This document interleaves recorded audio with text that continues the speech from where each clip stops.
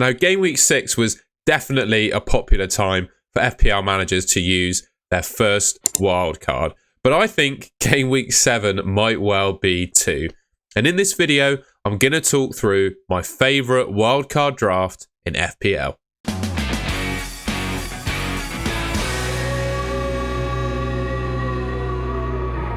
So I'm going to start off with goalkeepers and defenders then, and I'm going to pick this wildcard draft partly by using some Fantasy Football Hub expected points data and partly by using some projection models from spread betting markets. So a first look at goalkeepers then. For me, there are 3 or 4 goalkeepers I would consider picking on my wildcard.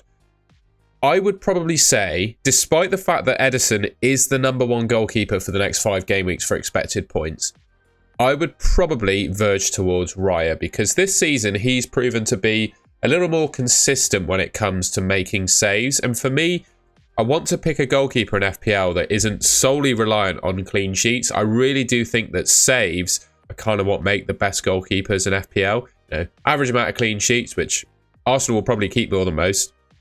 And it certainly looks like Raya is making a fair few saves as well. So he's probably my favourite goalkeeping option, but you pay for it. He's up to 5.6 million now. I really like Flecken too. The Brentford fixtures coming up are really good. He's leading the league in terms of total saves made. He's averaging, I think, 5 saves for every game he plays, which is, really, really good. It's worth some bonus points in that regard at least. So yeah, for me, goalkeeper, probably between Raya and Flecken, and stick around based on the budget I have available to see who I pick.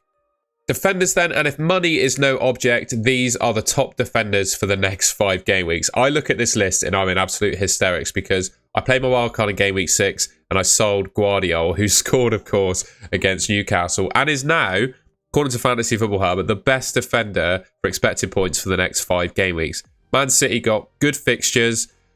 With Rodri, Kevin De Bruyne both out, I think Pep's going to continually play around with his formation, and it could mean that we see Guardiola playing that more attacking fullback role than he was towards the end of last season. Rico Lewis might be moved into the midfield, who was, started off at least this season as the attacking fullback. So yeah, Guardiola was heavily favoured by the Fantasy Football Hub model, basically. Followed by Gabriel. Obviously, we know what you get with Gabriel. Fantastic goal threat from set pieces. Arsenal, over the last couple of seasons, been statistically the best defence in the league. Trent and Robertson have kept 4 clean sheets from 6 games so far. Obviously, 2 of the most attacking defenders in the game. You'd expect to see them up there. I said when going through Guardiola, Man City have got good fixtures, good clean sheet odds. Ruben Diaz and Akanji have started all the games in the Premier League so far. No surprise to see them up there. And Ben White, probably the second most attacking of the Arsenal defenders. Obviously, like I said, with Arsenal being the best defence in the league statistically for the last 2 seasons, he's on the list as well. But you can't just have a team full of premium defenders only, which of course dominate the top defenders. You have to pick some cheap ones as well. So what I did, I filtered 5 million and below, and these are the top defenders in the game for the next 5 game weeks at that price point. Now, Wolves haven't gotten off to the strongest start this season, but they have had some really tough fixtures. And Aït-Nouri, he looks really good. Last season, he was proven to basically be playing as a left winger for Wolves. And he's definitely looking really attacking this season too. And Wolves' fixtures turn now. They get a lot better. And he is actually the top, cheap defender for expected points. Followed by, you got Ajer, Collins and Pinnock up there of Brentford. Obviously, Brentford got a pretty kind fixture run. Alex Moreno of Nottingham Forest. Nottingham Forest, one of the best teams in the league for non-penalty expected goals conceded. Nuno doing a good job with them defensively. Alex Moreno, a new left-back for them. Probably a bit more attacking than Aina, but probably a little bit less nailed. He's right up there for expected points too. You've got Leif Davies of Ipswich, who don't actually look all that horrendous defensively, I must say, and he is super attacking. And interestingly, Mavropanos in there of West Ham, who it looks like they have a reasonable fixture run coming up as well. So yeah, quite obvious that if you're building a wildcard in just an FPL team in general, right, you're going to want to pick more premium defenders, or at least some premium defenders, and then some cheaper ones as well. So hopefully this gives me an idea of who I want to pick in my wildcard draft, but also helps you too. So the 4 starting defenders I'm going to go with in my wildcard team is Flecken, Gabriel, Aït-Nouri and Guardiola. I think, this is reflected in their Fantasy Football Hub expected points. I just think with Aït-Nouri, the fixtures that Wolves have coming up, it's only 4.4 million. There aren't really all that many clean sheets going around in the Premier League at the moment, particularly with those sort of mid-table to bottom half teams. So ultimately, I think one of the big differentiators between cheap defenders in the game at the moment is going to be attacking returns. And I would say of all of the cheap defenders in the game, bar maybe Rico Lewis, Aït-Nouri is by far and away the most attacking. You saw that last season. That trend has continued this season. I think he's a really good option. Spoken about Guardiola and Gabriel already. I'm personally really sad that I sold Guardiola. You know, Fulham, Wolves, Southampton, Man City, of course, have been shipping goals this season, right? No doubt about it. But you can't deny that they could well keep clean sheets in all of those games. Gabriel, Southampton and Bournemouth in the next two, and then Liverpool at home in the third. Probably doesn't get the clean sheet against Liverpool, but based on how he's been from corners, he could score a goal in any game. And then Flecken, Wolves, Man United, Ipswich. You got to think in some of those games there could be clean sheet potential, but also potential for saves. So that's the starting four of the wildcard draft. So before getting into the players themselves in midfield and attack, I wanted to use some RobT FPL data from Twitter. I use this quite a lot in all of my videos, but what RobT does is he pulls data from the betting markets that's valuable to FPL. And what we've got here is a rest of season projected goal involvement. So the amount of goals, whether that be scoring or assisting, that the top players in the league ranked by, you know, projected goal involvements are going to get basically.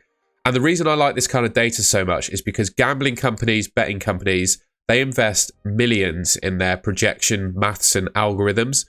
So why not use it for FPL, right? Why not use their millions pounds worth of, well, sometimes billions maybe, of research into making you better at FPL and picking players? And what we've got here is a ranking of the top players in the league for projected goal involvements for the rest of the season. Now, this was set before the Game Week 6 deadline, so it's not updated with the goals that players would have scored or assisted for in Game Week 6. But you know, it's only 1 week out, so I don't think this is going to be too dissimilar to what we see happen for the rest of the season.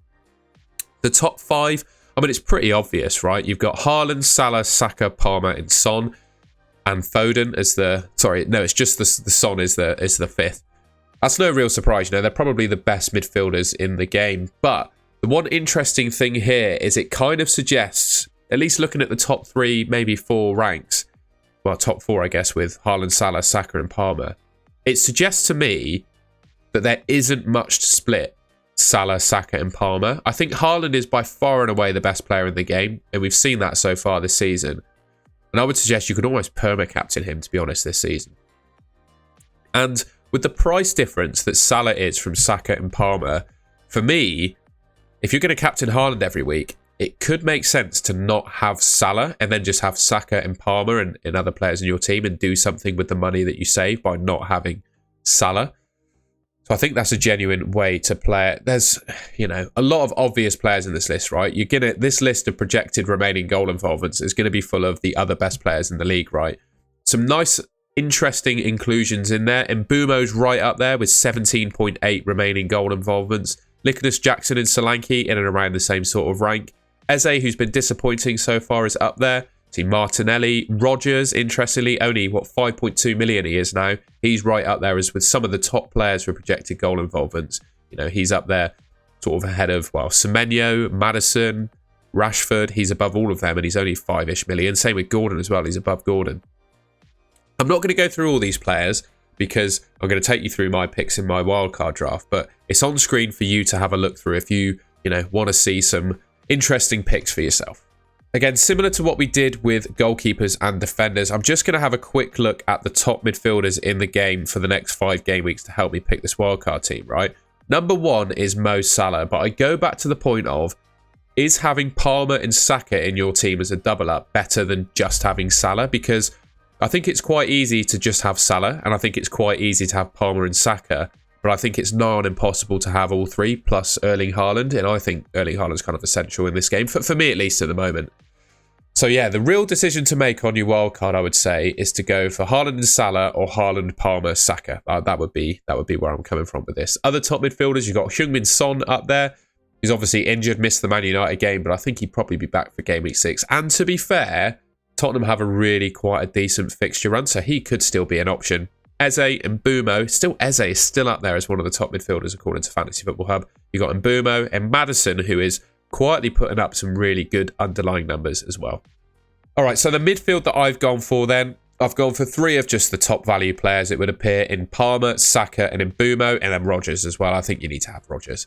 Palmer and Saka, just 2 of the best midfielders in the game. I couldn't quite squeeze in Salah to this team, and I think if you're going to captain Haaland pretty much every week, it's worth probably dropping Salah to allow you to have both of these guys. You know, I think the value of these 2 combined, plus a cheaper midfielder, is probably better than what you could get by spending money on Salah, basically. I also feel that kind of sub 9 million, unless you go really cheap, there aren't really all that many midfield options that fill me with excitement, other than probably Mbumo and Rodgers. Well, obviously, Rodgers is in under 6 million. But if you think of the price point, right, of sort of 9 million to 7.5 million, there's not a whole lot of midfielders in the game I'm excited by, maybe with the exception of Bruno Fernandes, but you can't really say that after game week 6, can you? So for me, I quite like the option of picking Palmer and Saka, because if you're having Salah, you need to pick someone around that price point where I just don't think there are that many options, whereas you can spread the budget a bit more evenly by having Palmer and Saka and someone like Mbumo and then a cheap midfielder in Rodgers. And yeah, I think this is probably the best midfield 4 in the game. Forwards then, similar sort of concept to the rest of the position. These are your top forwards for the next 5 game weeks.